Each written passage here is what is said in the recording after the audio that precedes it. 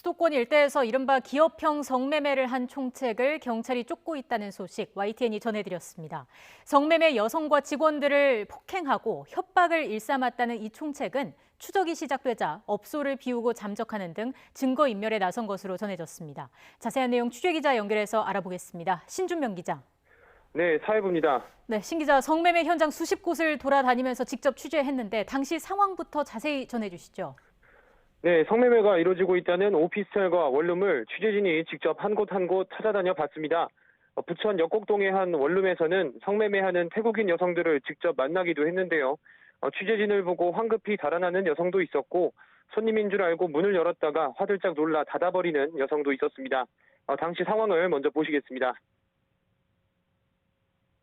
성매매 업소가 있다는 얘기 듣고 왔어요, 저희. 혹시 뭐 그거 관련해서 그 다른 분들 혹시 못 보셨는지 해서요. 네, 안녕하세요. 저희 YTN 신준명 기자라고 하는데 혹시 말씀 좀 여쭤보려고. 네, 부천의 또 다른 오피스텔 문에는 사설 보안업체 경보기가 설치돼 있었고 사람이 문 앞에 서면 관리자들에게 문자가 전송되는 CCTV도 있었습니다. 한 오피스텔 문 앞에선 피임용품과 위생용품들이 가득한 쓰레기 봉투도 발견됐는데 오피스텔들이 실제로 성매매 장소로 사용된 흔적인 것으로 보입니다. 지난달 30일 밤 10시 반쯤 경찰은 부천의 한 오피스텔에서 성매매가 이뤄진다는 신고를 받고 급습해 성매매 여성과 성매수 남성, 업소 직원 등 4명을 검거했습니다. 그날 밤 인근 오피스텔 4곳도 수색했지만 단속 소식이 전해져 모두 도주한 것으로 전해졌습니다. 그런데 부천뿐 아니라 경기 고양, 인천 부평, 서울 강남 등 수도권 일대 오피스텔과 원룸 수십 곳을 임대해 영업한 것으로 파악됐습니다. 이른바 기업형 성매매입니다. 총책은 30살 정모 씨로 자신을 부천의 왕이라며 재력을 과시한 것으로 전해졌습니다. 최근까지 정 씨가 불법 성매매 알선 사이트에서 홍보한 업소만 12곳, 고용한 성매매 여성은 40명에 달합니다. 네, 규모가 상당한데 총책은 성매매 여성의 도주를 막기 위해서 상습 폭행을 저질렀다고 하죠. 그렇습니다. 지난 4월 정 씨에게 폭행당한 성매매 여성의 사진입니다. 눈은 제대로 뜨지 못할 정도로 부었고 찢어진 입술엔 피가 맺혔습니다.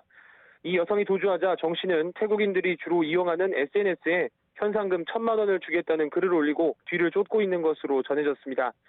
전 직원들은 정 씨가 태국인 불법 체류자들만 성매매 여성으로 고용해서 상습적으로 폭행했다고 폭로했습니다. 또 달아나면 경찰에 신고하겠다고 협박하며 성매매를 계속하게 했다고 말했습니다. 여성들이 추방될까 두려워서 신고하지 못하는 걸 악용한 겁니다.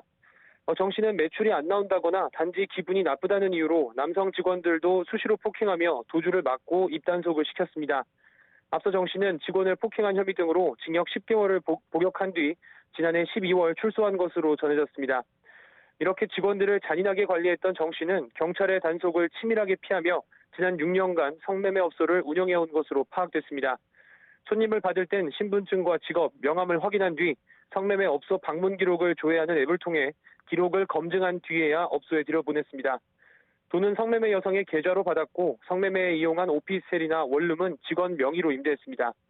경기 남부경찰청은 붙잡은 관리자와 전 직원들을 상대로 구체적인 운영 수법과 규모 등을 파악한 뒤 총책 정 씨를 추적할 방침입니다.